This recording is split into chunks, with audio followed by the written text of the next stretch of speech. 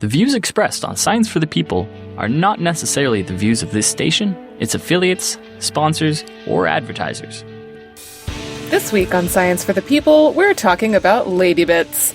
We'll hear from Julie Wiebe about prolapse in women, what it is, and how to fight it. But first, we'll hear from Kate Clancy about her postpartum experience and why no one is talking about new moms. Welcome to Science for the People. I'm Bethany Brookshire, science writer at Science News and Society for Science in the Public. And while we are a proudly Canadian podcast, I live in the United States. One of the things we've been hearing about here more and more is an issue with birth. Not with the babies, but with the mothers. When a baby is born, many people want to know how the baby is doing, how it looks, how it feels, what it weighs, how long it is, how large its head is. But in the United States, at least, it appears that fewer people are asking the woman who just pushed a live human being out of a tube between her legs how she's faring. There are many things that can go wrong for mothers during and after birth. In 2015, Canada had a maternal death rate of 7.3 women per 100,000 births. Go Canada! You were doing great. That's actually among the top in the world, outclassed only by countries like Finland, which has 3.8 maternal deaths per 100,000 live births. But in the United States, it seems that more and more things that can go wrong are going wrong. In 2015, the United States had a 26.4 maternal deaths per 100,000 live births. That's more than 3 times that of Canada and closer to countries like China and Barbados. In fact, the United States has the highest maternal death rate in the developed world. It didn't used to be like this. How did it get this way? And more importantly, what does that mean for the women actually giving birth? Here to talk with us about her personal and professional experiences in the world of maternal health is Kate Clancy. She's an anthropologist who studies feminist biology at the University of Illinois at Urbana-Champaign. And in her tiny drips of free time, she is also the host of the Period podcast, a podcast about women's health, which is a subject which people all too often avoid. And recently, Kate had a baby and posted a viral thread about her postpartum experience. Kate, thank you so much for making the time for us. Thanks for having me. Now, I'll just start that if you're listening with people who are young, or if you're worried about listening to delicate things, we are going to be talking about the female reproductive tract and other tracts in the pelvic area. Whether and when you listen to that is up to you, but I personally would not listen to this podcast over breakfast. Now, Kate, you recently posted a Twitter thread about your postpartum experience. Would you mind kind of walking us through what happened? Certainly. Walking you through the thread or walking you through the experience? The experience, I guess. Okay. Yeah, no, it's okay. I had a baby on August 5th. It was my second baby, so I've done this before. And this was after, so I was due on July 25th of 2017, and the baby decided to wait about 11 days before she made her appearance. And, there are some things that happen when you go late. I am of the mind that on the baby side at least, it always makes sense to let the baby tell you when to be born. Because then that tells you that the baby is sufficiently mature, of adequate weight, and is sufficiently stressed that it's time to come out. So the timing of when a baby comes out is generally across the world much more up to the baby. In the United States, we actually make it a lot more up to doctors and parents. But I was trying to let the baby decide, and she decided to wait. And for the most part, that's a great thing. Unfortunately, the one not so great thing is because I'm so good at making babies, I can make kind of big ones. And she was on the bigger side. Lots of people push out big babies without any problems. This baby was 9 pounds, 3 ounces. And, there was a little bit of an issue at the end where she got a little stuck. And that's called shoulder dystocia, where her shoulder just kind of got a little wedged in there. Midwife did a really great job just kind of getting her hand up there, doing some kind of manipulation I don't remember the name of, and she popped right on out. Unfortunately, after she popped out, which was one of the best experiences of my life, and I brought her up to my chest because I was in the water at the time, I started feeling kind of uncomfortable. So we're taking all these pictures, and I have these pictures of me basically smiling as I'm hemorrhaging, as it turns out.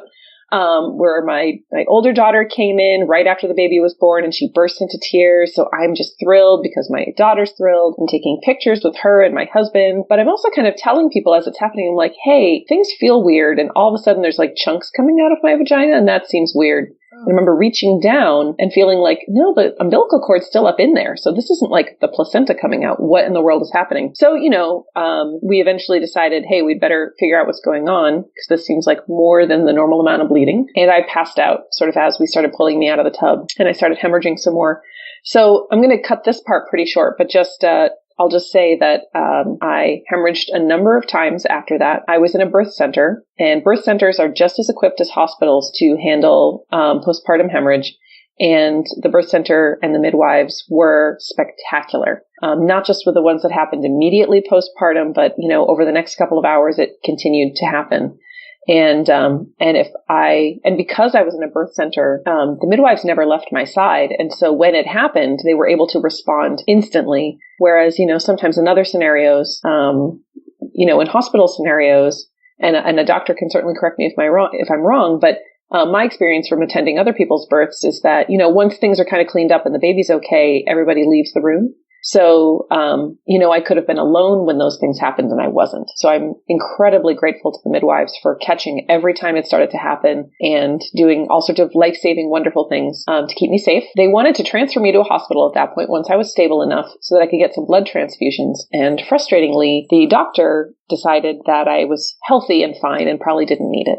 And looking back, again, I'm not an MD, I'm a PhD, but, I wonder sometimes about whether that was, the right move. But this is, of course, with hindsight, right? And you don't always know in the moment, but, not having a blood transfusion meant that I had to naturally replete my iron stores and that I had to be really easy on myself for 6 weeks because, a car accident, an extra hemorrhage at home, any kind of tiny thing where I just lost a little more blood would have been, it would have had pretty devastating consequences for me.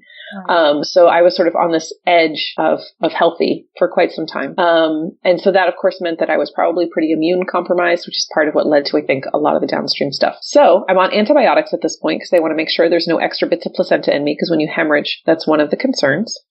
And so then once I was off the antibiotics, is when the next kind of big thing happened. So I'm taking crazy amounts of iron and crazy amounts of stool softener along with it so that I continue to have normal bowel movements. Because iron can result in constipation. That's a thing. Yes. Yep. Yes, exactly. And I was taking 2 a day of this like crazy high amount of iron, which you only need, or you're only normally supposed to take 1 of. And anyway, so I was taking lots of iron. And I had, so then one day I very suddenly started having, I'll gloss over the worst of it, but basically diarrhea and hemorrhoids all suddenly like flared up instantly at the same time on the same day. Oh my God. And it was really painful. And so I first went and got the hemorrhoids treated, not realizing that I had C. diff at the time. So, I was having these movements 10 times a day and crying all day and telling my husband I didn't want to be alive. Like by the 3rd or 4th day, I was telling him I just don't even want to be alive anymore, which of course was very concerning.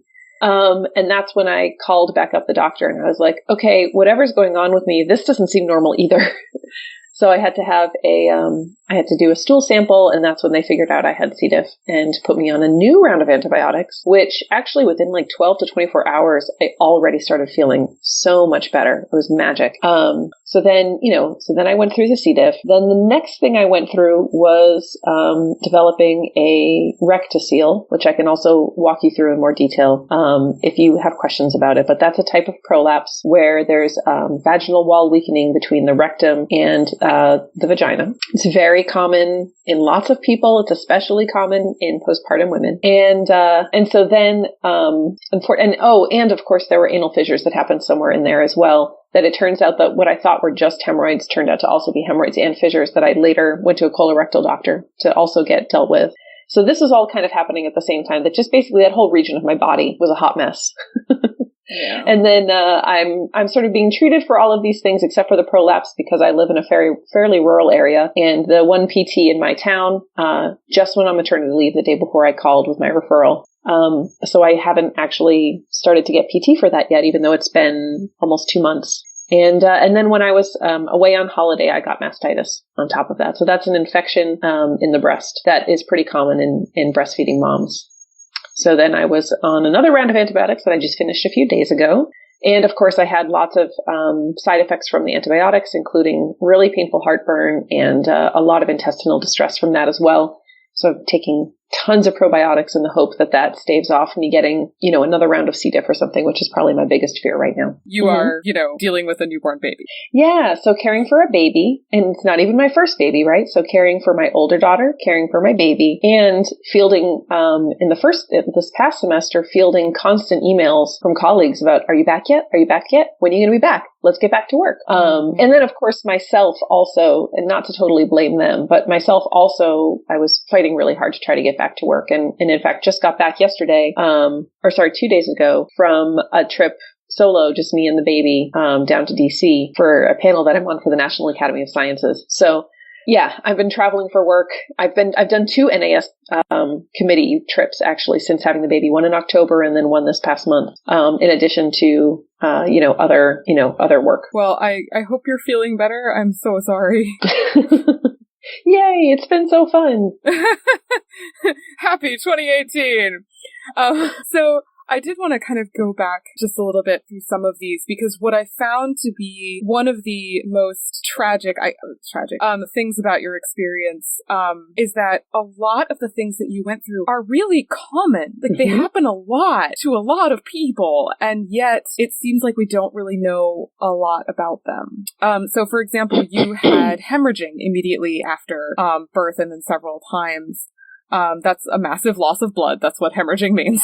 And, given how babies are born, we kind of know where that comes from. And you also ended up with a perineal tear. Can you tell us what that is and what the different stages of that can be? Sure. I probably will not get the stages right, to be totally honest, of the perineal tear. It's basically a level of severity thing. So a perineal tear, so tearing just in that whole region is not uncommon when giving birth. For a while there, doctors thought they were helping out by doing what's called an episiotomy, so cutting you as you're giving birth. I've attended a birth where that happened without the mom's consent, actually, and it was really upsetting. Where the doctor just decided he thought she needed it, so he just cut her. Usually, you need to ask for consent. It's my understanding that there's some pretty good data out there that women heal better from natural tears than from being cut. So, it happened to me with my first birth. I had a stage 2 tear. It happened with this one. I also had a stage 2 in a slightly different location. What it just means is, there's a lot of plasticity down there. Like, the tissue is soft. The cervix goes from being open the size of a pinprick to being 10 centimeters in diameter. There's some pretty impressive stuff happening down there. But even with that happening, the tissue can get stretched too thin and can tear some. A stage 1 would be like a really minor tear. Stage 2, what I had, just basically next stage up. My tear was basically towards the anus, so the perineal area. But people sometimes tear around their labia, or sometimes they tear on their cervix. So I feel like my tear, again, I kind of lucked out. It's a really common place to tear, and midwives and doctors and lots of folks are very good at stitching up that area very well. And so each time I've had great people stitching me up, and it's healed beautifully each time. A stage 3 is definitely the more serious one, where you can have more tissue damage. And sometimes people do tear badly enough that they can tear from basically from the vulva to the anus. And I, of course, did not have anything like that happen. So the tear was like the most minor part of this entire experience. And it's also quite common. Yeah, so to be clear, the perineum is, it's a technical term a lot of people don't know about, but the perineum is the area in between the vagina and the anus, or in men, that would be the area between the testicles and the anus, and it's sometimes called the taint. So It's a perineum is the technical term. And so then that's actually really common. And you ended up with hemorrhoids that are also really pretty common. People probably know what they feel like, but they might not know that hemorrhoids are swollen veins in the rectum and anus, and they can cause pain, and they can also cause bleeding when you poo. This is, again, really common in women who have just had a baby. Why is it so common? Yeah, so both the hemorrhoids and the fissures turn out to be quite common. I've been amazed at the number of people who've either publicly shared with me on Twitter, or have written me since that Twitter thread to share that they too have had identical experiences, sometimes even at the exact same point, which is just the research side of my brain is spinning in terms of how interesting it would be to continue to look at this. But part of the reason this is happening is because when you're pregnant and breastfeeding, there are all sorts of major hormonal shifts happening to your body that are going to affect sort of the laxity of your ligaments, that are going to affect how your soft tissue heals. And so things are just kind of softer down there to help the baby come out. And then breastfeeding doesn't help, unfortunately. Breastfeeding is great for lots of stuff, but unfortunately, when it comes to pelvic floor issues, of which, and I consider, the urethra, the vulva, the anus, and all the plumbing in there, all sort of part of the pelvic floor. And unfortunately doesn't really help things down there. It keeps things soft because you end up maintaining these low hormone levels because you don't tend to resume cycling. And so, it's just kind of not a good deal. So a couple of things are going on. One is that all of those organs that got pushed to the side for the sake of a baby now have gone back to where they are. So there's that soft tissue laxity thing. Two, there's the fact that you just did major trauma to that soft tissue by pushing a baby out. So if you had a C-section, you're not necessarily doing that second part. But women with C-sections still can have prolapse and hemorrhoids and all those kinds of things. And so then third, all of that stuff together often causes constipation. And the constipation can come from a couple places. It can come from women not really being thrilled at the idea of pushing again after just pushing out a baby. I can't imagine why. Yeah, exactly. It's painful. If you have any tearing, if you've had any kind of trauma down there, going to the bathroom is terrifying. So a lot of women will mentally, kind of like how a toddler holds it, a lot of postpartum moms will hold it. But then that wasn't so much my issue, as much as just the fact that with everything moving around and everything being soft, it just it creates constipation issues just from all the organs kind of moving back to where they are. And there being so much softness that basically things can, I'm just going to be indelicate here. Things just get compacted, right? Because you have a softer rectum area, so it kind of fills up more. And then, it's more painful when it comes on out again. And so women we're also on iron, which also can increase constipation. Yeah. And again, the thing that's crazy for me is this time around, I wasn't really that constipated. I was really staying ahead of it with magnesium, which is why I think for me, I wonder if the hemorrhoids and fissures were actually somehow related to like a microbiome imbalance. This is me just talking out. If we're talking about butts here, I'll just say I'm just talking out of my butt here. Well played. There's so little data on any of this, so who knows? But if I were to guess, at a research direction that would be interesting to explore around this, I would be curious as to whether my bacterial flora changing and my sudden onset of C. diff co-occurring with all these things the way they did is somehow why it happened with me. Because again, I wasn't actually constipated. I was last time. I wasn't this time. And also, just to be clear, anal fissures, they're different from hemorrhoids. They are actual cuts, basically, in the rectum and anal area, but they have the same kind of underlying cause. But so I was wondering, you're a feminist biologist. You've done research on things like menstrual cycles and that sort of thing. Has this whole issue given you a new research direction? Yeah. I'm hearing a lot of cool hypotheses coming out. No kidding. So, like you said, I'm an anthropologist, right? Anthropologists are navel gazers. We're like, what is it about our lived experience that's interesting? We're really selfish people in a way. And in fact, my advisor once joked, because he studied male reproductive ecology, that he wasn't a navel gazer so much as a testicle gazer. And I'm kind of an ovary gazer, like as someone who studies reproduction, I'm just constantly interested in what's going on with my body. And really this to me is another reason that it's actually, as just a sidebar, super important that we continue to push for diversity and inclusion and equity in the sciences, because if, part of the reason maybe that there's so little research on the postpartum period, from a physiological perspective, is that there are not enough women who are able to actually do this research, who are, have been led in the door or who've been able to persist. Yeah, if you're constantly, I don't know, I guess you could call it reproductive gazing, but you're gazing at your own reproductive system and the only system you're seeing there is the male one, you're going to ask only male questions. Mm-hmm. Yeah, certainly. Or if you are interested in women's reproduction, but you don't have that system and don't have that lived experience, you're still going to come up with all sorts of interesting research questions. You're going to be a great scientist, but without that particular lived experience, there might be things that you miss, and I think that's why a lot of the postpartum stuff is so missed. The only reason we care so much about postpartum depression right now is that mothers have really pushed it. There's been a movement of people saying, I feel wrong. Things feel wrong for me right now and I need help. And that, there hasn't really been very much of movement around the physiological effects, with the exception of, I would say, there's a really cool movement of pelvic floor therapists. There's this hashtag pelvic mafia that you can follow on Twitter. And those are all pelvic floor PTs who are desperately trying to get people to pay attention to the postpartum experience. So you mentioned it, and I think many of us have seen this in the in the media, is that there has been a big movement toward postpartum depression, not just in women, but also actually in men and fathers. Mm-hmm. Why do you think there has been so little movement around, the physiology of the postpartum experience? I mean, the cynical part of me thinks that we care about postpartum depression because that's something that might actually affect the baby. I mean, if a mom isn't able to care for the baby because she's very depressed or having trouble connecting, and of course people get really scared around postpartum psychosis, which is incredibly rare, right? But that's a really compelling, sexy thing to study. Mm-hmm. And so again, the cynical part of me thinks we care about depression not so much because we care about mom's health, because frankly, this is not a country that cares a whole lot about moms. We make a lot of really great claims towards being pro-life and pro-family, but at the end of the day, our policies don't reflect that.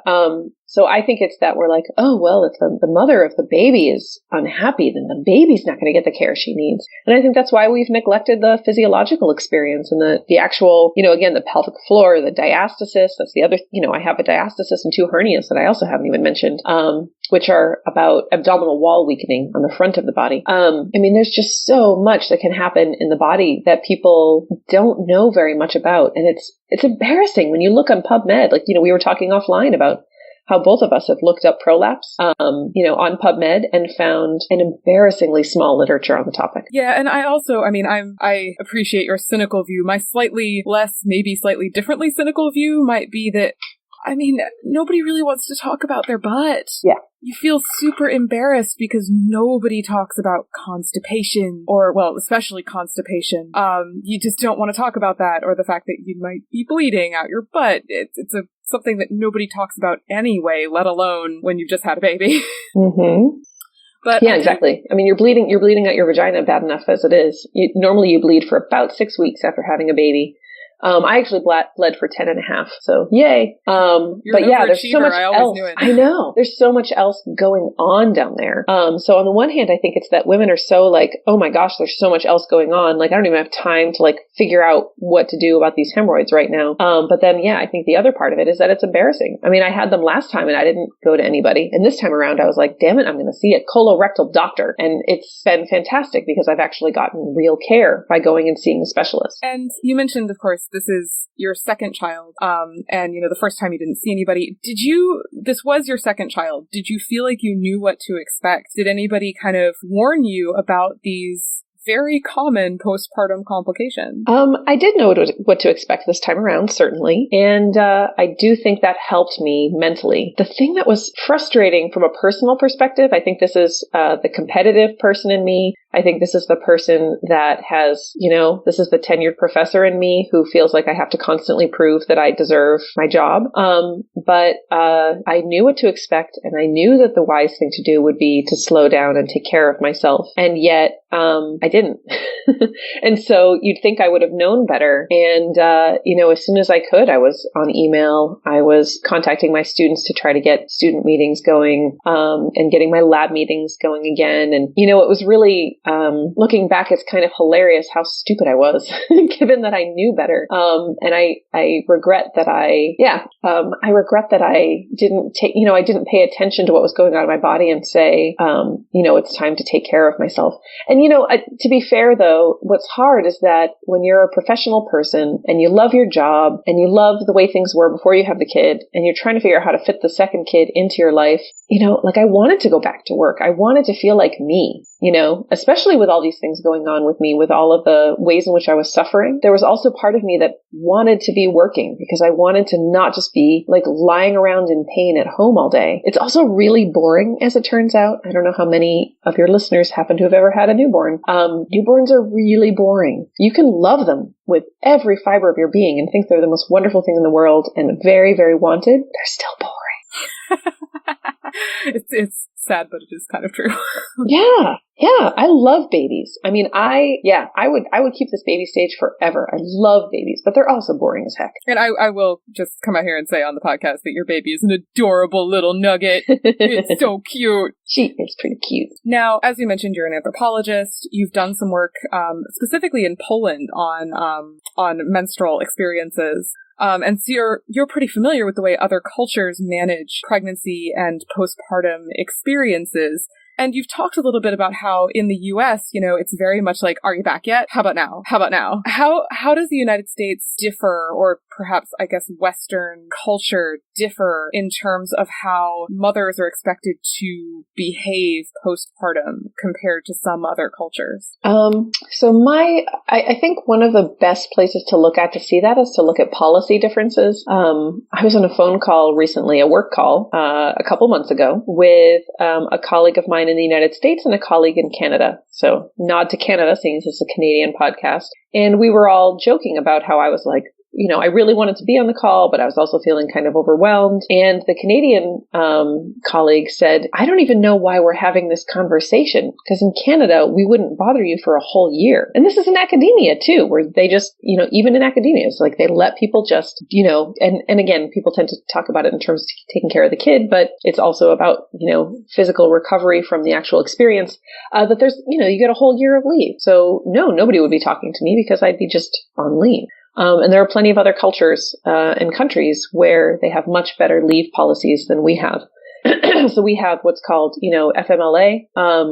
That's a guarantee of 12 weeks unpaid for, I believe, it's full-time workers, but military and government workers, I believe, are exempt from FMLA. So, it's just, and so with my first kid, I took FMLA. That's all I was able to get because I was a non-tenure track professor at Harvard. And in fact, what I negotiated, which again shows how much I've just internalized this idea that I have to be working all the time, is what I negotiated, partly because I didn't like the idea of going 12 weeks without pay, is I said, how about 6 weeks in, I come back for half time so that I can make half pay?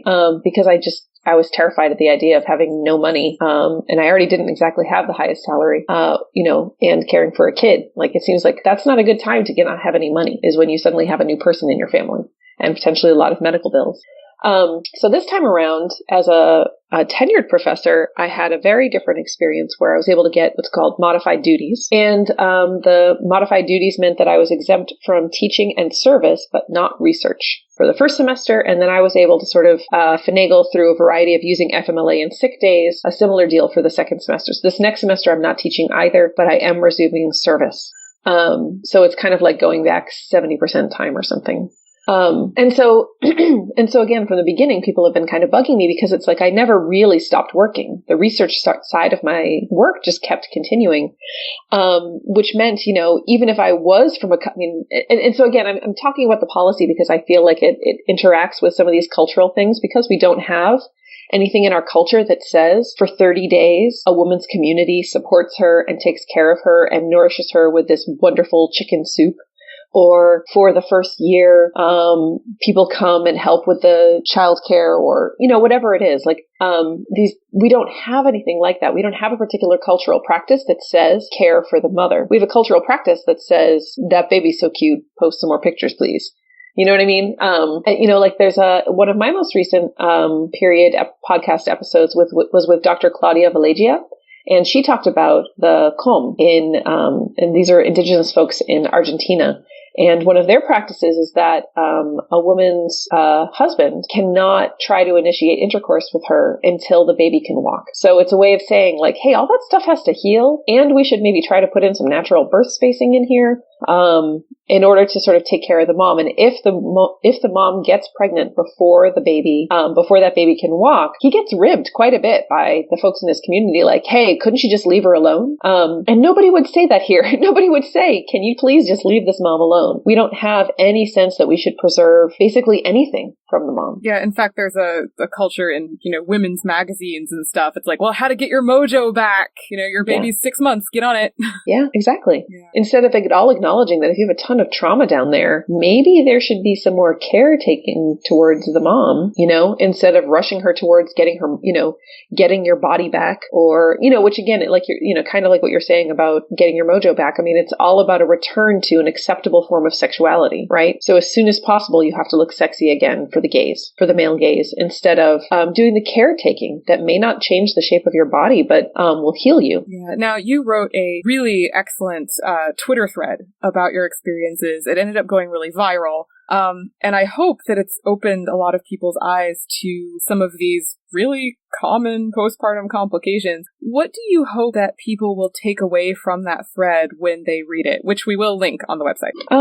Really so the original purpose behind it was just, I'm really mad. Like I seriously was, the first tweet talks about like, I'm up with debilitating heartburn. I had been pacing. I was at my in-laws' house, and my baby and my husband and my other kid were all asleep. And I'm just pacing the hallways, Googling heartburn remedies, trying to figure out like just what in the world I could do because I was so miserable. And then finally, I remembered that I could maybe chew some gum because I'd had heartburn over this pregnancy. And so I found I'm like in the darkness trying to find some gum in my bag.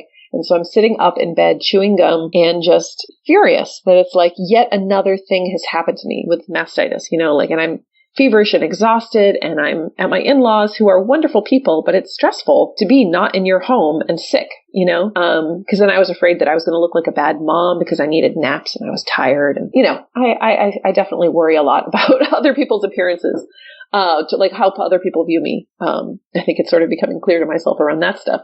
So anyway, it was like 1 a.m. I could not sleep, and I was sitting upright chewing gum, and I just wrote this post because I just wanted to raise awareness around it. I was so mad and sleep deprived and had a fever, right? So I was basically not really in my right mind. I think if I'd had a full night's sleep, it wouldn't have occurred to me to ever write this. So in some ways, I guess maybe I'm grateful that that I was feeling so terrible that I decided to be really honest. But really my one goal was just to say, like, not all women suffer after having children. I'm not trying to make it out to be that kind of an experience, but many women do. And many women have experiences and medical issues that they could get at least some help on if they knew to ask, or if they knew that the experience was common, or if that they didn't feel shame around going and getting them taken care of. So that's what motivated it initially.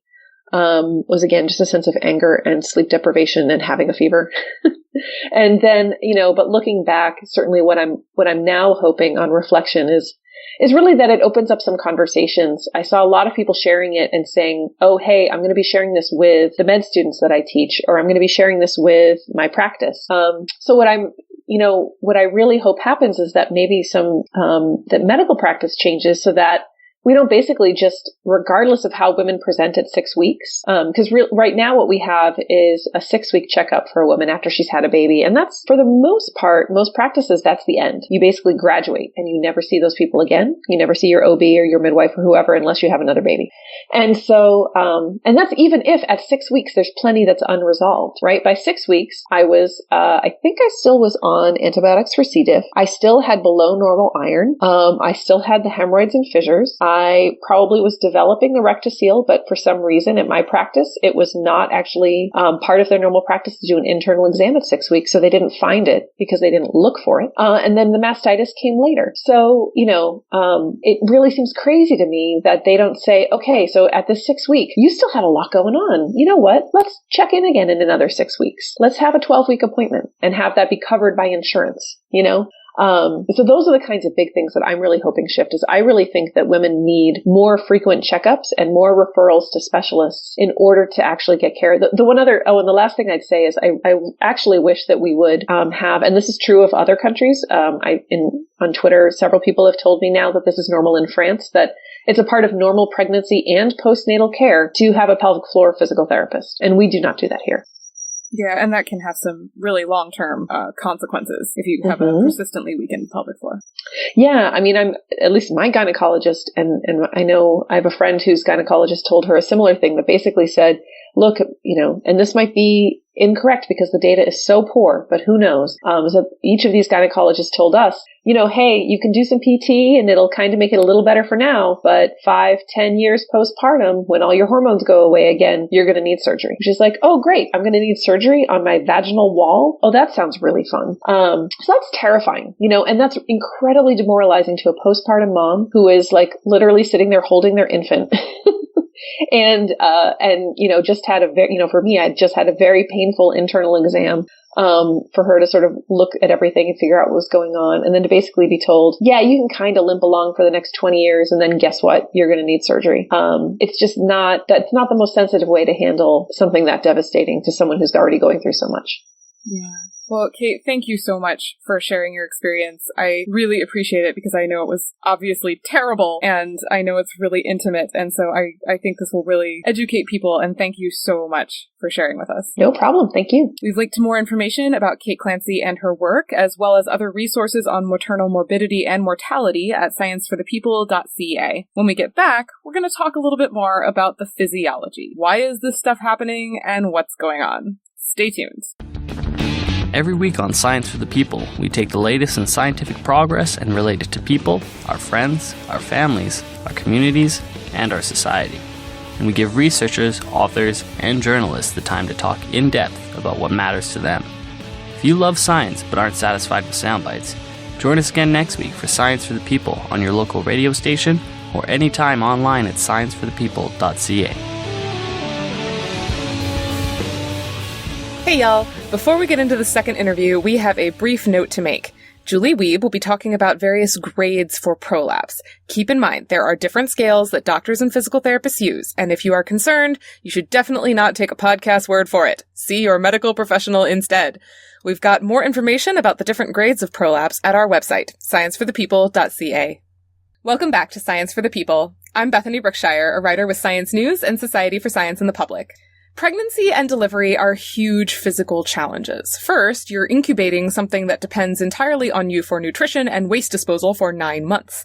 Then you have to send it out into the world in a manner I once read described as trying to squeeze a pot roast through a Cheerio. At least it's a stretchy Cheerio. But in the process, things move around. Organs shift, ligaments relax, diaphragms get lifted. Humans are stretchy, but we're not rubber bands. So after delivery, things don't always snap right back to where they originally were. One of the things that can happen very commonly is a condition called prolapse. If you identify as a woman and you've ever been told to do your Kegels, this is probably one of the reasons why. And prolapse doesn't just cause short-term discomfort. It can cause long-term problems as well. Here to talk us through what happens when all the tubes down there collapse into each other is Julie Wiebe, a physical therapist in the Los Angeles area. Julie, thank you so much for making time for us. Of course. Thanks for having me. I appreciate it. I'm continuing this podcast first with a content note to listeners. We are talking about rectums and vaginas, and there will probably be blood. So if you're listening to this over breakfast, that's your funeral. Now, we're going to start by defining our terms. We're going to be talking a good bit about the pelvic floor area. What is the pelvic floor? Can you give us a tour of like the anatomy down there? Sure. The pelvic floor is actually a group of muscles, and I think it's really important to recognize that they are muscles, which means they are accessible and trainable. And the four of them actually work together in unison to help support our organs. That's what we're talking about today. But they also have a role to play in helping us control when and where we go to the bathroom for both pee and poo. And they actually are a component of our core stability system. We don't often talk about that piece, but that's actually a really critical piece of the puzzle related to the pelvic floor. But it attaches from the front of your pelvis to back against the sacrum and the coccyx, which are essentially the end of your spine. And then it does have some attachments inside the pelvis as well. And when you talk about the stability of the whole kind of torso, you're talking about things like posture? Yeah, I mean, that's one thing that we utilize our trunk control, our proximal strength for, is to help us stand upright against gravity.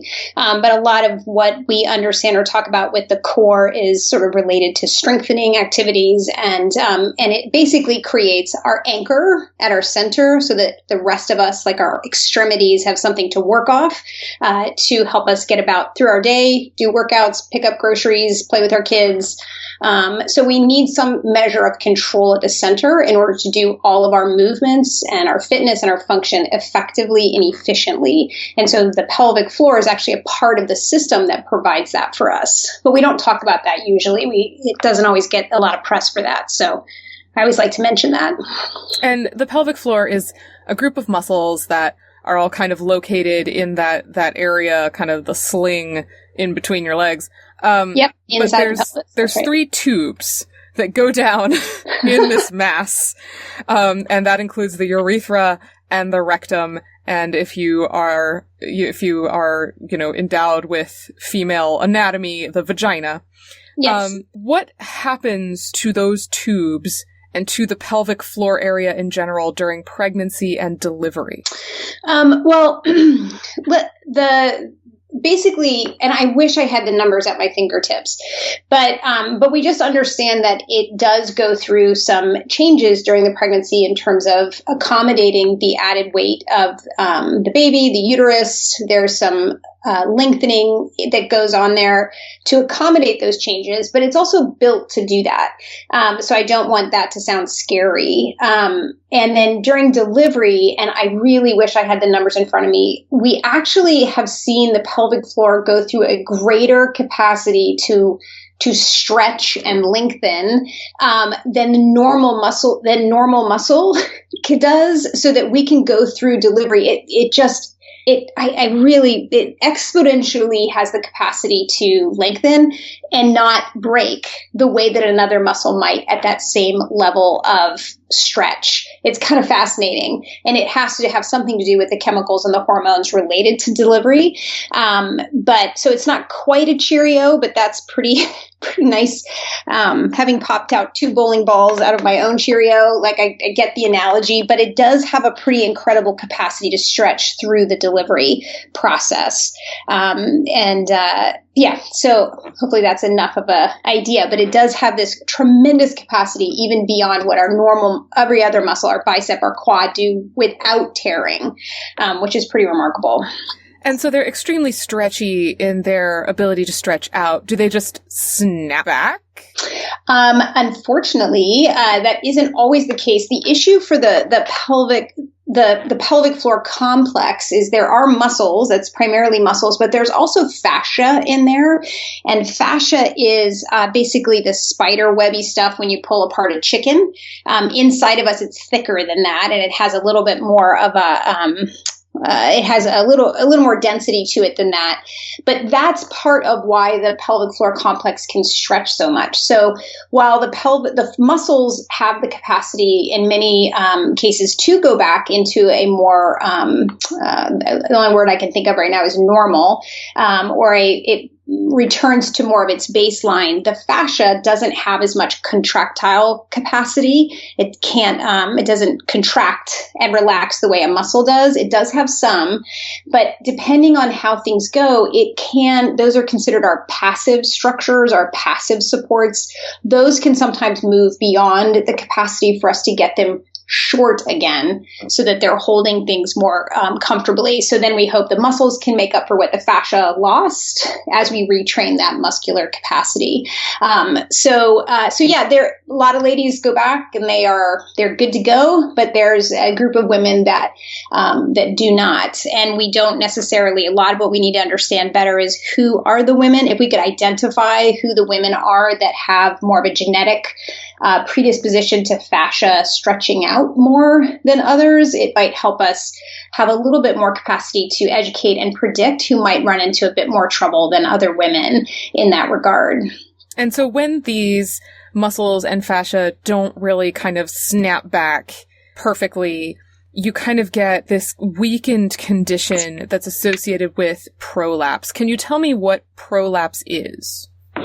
So the organs inside the pelvis, so bladder, uterus, rectum, can actually, basically, they slide south toward the exit, and what happens is that the bladder can impinge on the vaginal vault. So I can actually send you a really nice group of visuals of this. So it sort of slides south. It's called a cystocele, and it can sort of impinge on the tube that leads out from the uterus, out into the world. And then the rectum can do the same thing from behind. The uterus itself can come down, and then the vaginal vault itself can also come down. And they can slide south. They can slide inside, like they can still be contained inside your pelvic floor and the pelvic cavity. But in some cases, it gets to the point where it's actually coming outside of the body. And these are called, there's different stages to prolapse, right, where you're your organs are kind of poking out, sort of, kind of. What are the different stages of prolapse? So they're graded. There's actually a couple different. Unfortunately, there are a lot of different types of ways that we measure this, but the one that I'm most familiar with is called the POPQ, and it's anyway, it doesn't really matter what it's called, but they're graded up to number 4, 0, 1, 2, 3, 4. And so depending on how far down in the pelvic cavity and then out toward the exit it is, determines the severity of the prolapse. And so that's the basics. It sort of gives you kind of a staging, and it helps us understand if we make improvements in terms of the positioning as things sort of snap back as best they can. But it also is related to and correlated to symptoms. So that's the other piece of the puzzle. We have to kind of have symptoms that help us understand that the prolapse is occurring, because it's hard to see. I was going to ask, actually, what are some of the symptoms associated with prolapse? So the most common or the most well understood are things like heaviness inside your vagina or actual pain. Pressure is another thing that women will report. They can also experience a feeling like a tampon is kind of coming out. They may not be able to retain a tampon.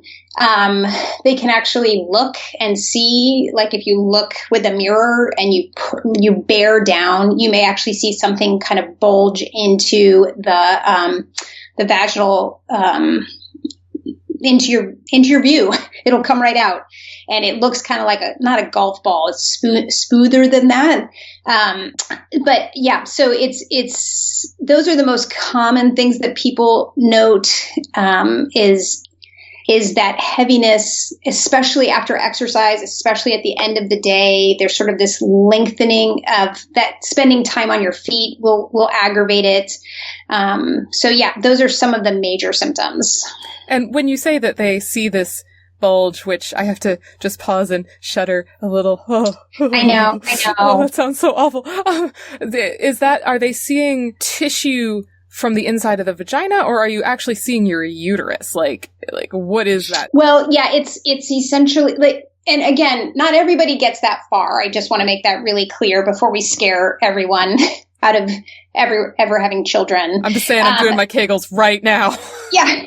Well, there's more to it than Kegels, so I hope we get to that too. But it can, so what you would see, and everyone can Google it, quite frankly, and they'll kind of get some visuals then, although it might be scary. But it's sort of like you see, what you'll see is really what you're going to visualize is the inside lining of the vaginal vault, but it's the organ. So say the bladder is what's pressing against that tissue. So you don't actually see like the organ, but you kind of see it pressing out against the vaginal vault, if that makes sense.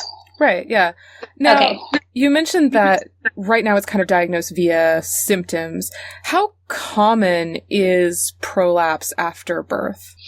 Well, here's where, and this is where it gets a little tricky. A lot of the studies that we have related to prevalence are actually done on older women. So we don't necessarily have great numbers for immediately after birth.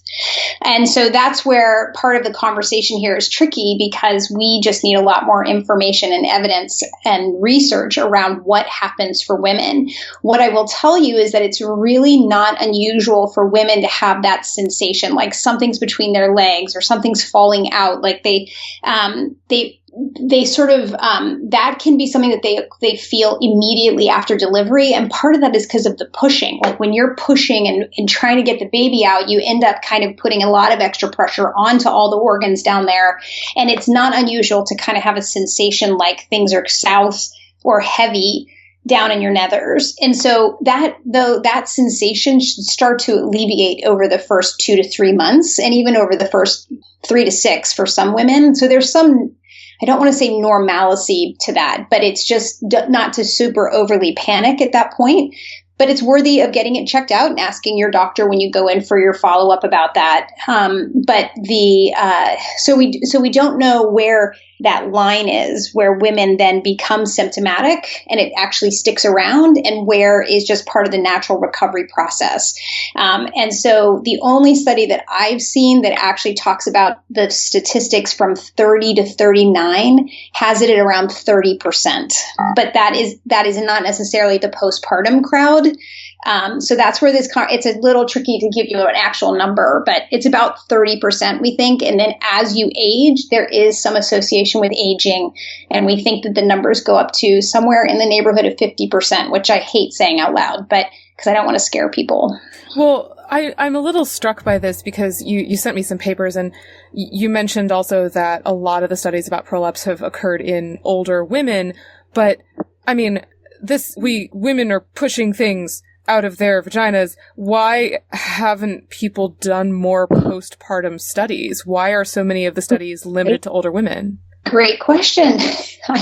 I don't know. We're working on it really hard. And I think part of the issue is that it's considered normal to have a baby. And yeah, things are going to be a little different down there. You had a baby. Like, the kinds of things that people hear are really distressing. Yeah, you had a baby. That's why you have low back pain. Yeah, you had a baby. That's why you leak when you walk around the block. Yeah, there's sort of this normalcy to moms falling apart after they have a baby. And it's kind of what we've always, we've seen classically with our parents and our grandmas, and it just sort of is.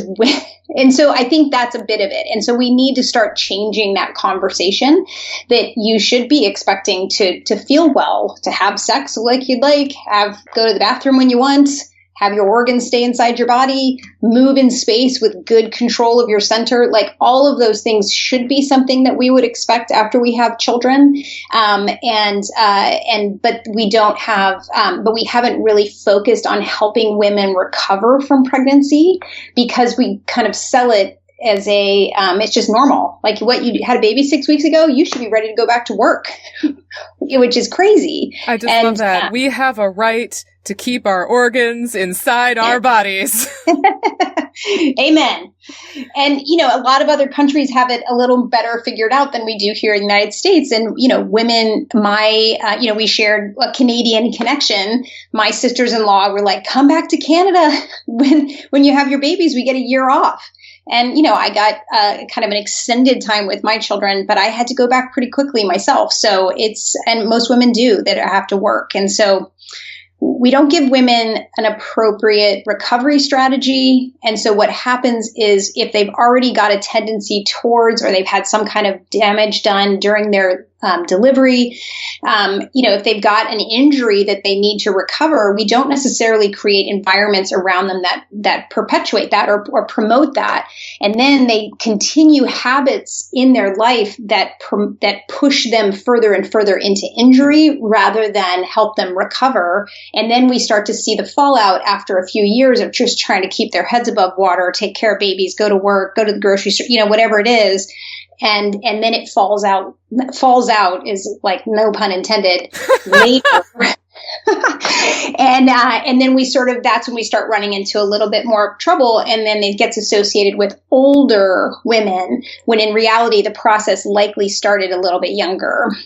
And you mentioned things like lower back pain, and, for example, problems with incontinence. What are some of the long-term consequences of untreated prolapse? Generally speaking, untreated, it doesn't really improve. It tends to worsen. And the issue around prolapse, and again, like, I want to thank you for using your platform to try to educate women on this, is women don't know what's going on. Like, they don't know. They had a baby. It kind of feels weird down there, but shouldn't it feel weird? Like, no one really talks about it. And there is a bit of generational silence, because your mom thinks it's normal too. And your grandma thinks it's normal too, because that's all they've ever been told. So there is a bit of not really ever dealing with it, because you don't know there's help, and you also don't know what the heck is going on. Unfortunately, a lot of GPs and even gynecologists don't necessarily know how to test for it. And we don't have a systemized way like, it's too bad we have lots of different scales. And so we don't always have the same communication capacity around it because we're still trying to figure out how to measure it. And when is it 2 something that you raise red flags over, meaning a grade 2 prolapse versus a grade 3 prolapse or a grade 1 prolapse? Because some people have grade 2 and even not really 3s, but grade 2s, and they're asymptomatic. They have no symptoms. And so you mentioned people don't really know how to test for it. From what you say, it sounds like you could just kind of take a mirror and look. How do professionals test for this? Well, they would do it with, there's some testing that you do either with digital, the only word I can think of is penetration, but that's not the right. Well, and by digital, you mean that's what I'm looking digits for. as in fingers. Sorry. Yeah. I think there's also, you can visualize it when they bear down. Not always though. So that's the thing to really understand. Like, once you get into the 3s and 4s, that's when you're going to visualize it. If you're as 1 or a 2, you wouldn't necessarily see it near the exit. So that's important.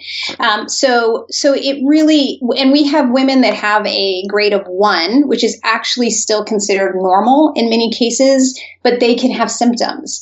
And then we have women that are 2, like I'll call it a low 2, and they don't have any symptoms. So it's really, we're still learning how and when to appropriately address a prolapse when we see it, and what is worthy of concern and what is not. And we're starting to learn in my world that we've sort of put a lot of weight and given a lot of emotional energy to things like an MRI that shows you have a herniated disc.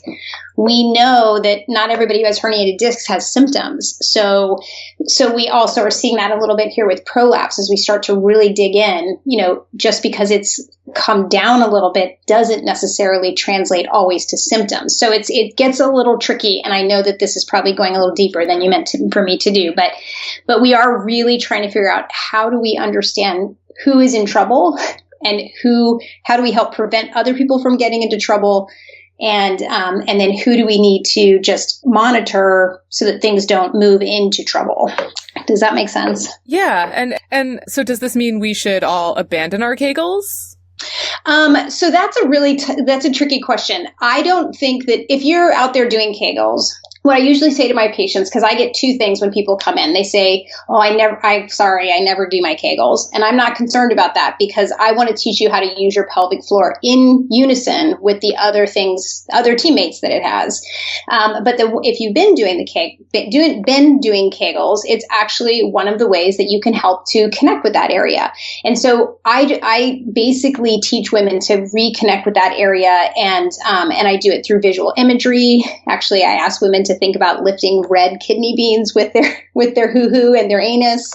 And what it does is it gives them something you have to do something to help you connect with that area. And then once you've connected, and for you, that might be a Kegel, I then immediately help you start to learn to use it in conjunction with your tummy and with your diaphragm, because those guys work together to manage pressure and then also to work together to help us create that stability at the center. And those things are all interconnected. Incontinence and stability, prolapse and stability.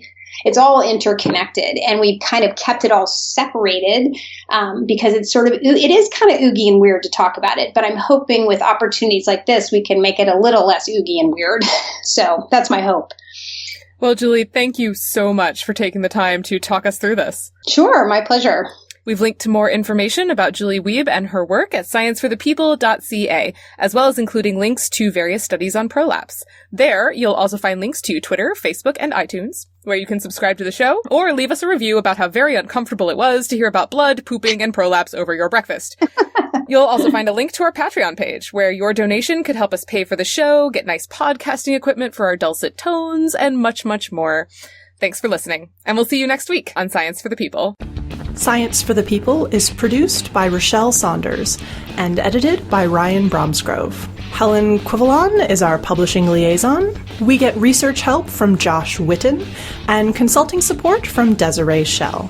Our frequently seen guest hosts are Marion Kilgour, Anika Hazra, and Jessica Yaros. Our theme song is called Binary Consequence, and it was written and recorded by Fractal Pattern. Science for the People is entirely listener-supported. You can find us on Patreon, where you can support us with monthly donations in any amount, or you can send us a one-time donation in any amount via the donate page of our website. Science for the People is created in partnership with the Skepchick Network, a collection of blogs, podcasts, and video content focusing on the intersection of science, popular culture, politics, and social justice. You can find out more about Skepchick at skepchick.org. The show is hosted by science news writer Bethany Brookshire and me, Rochelle Saunders.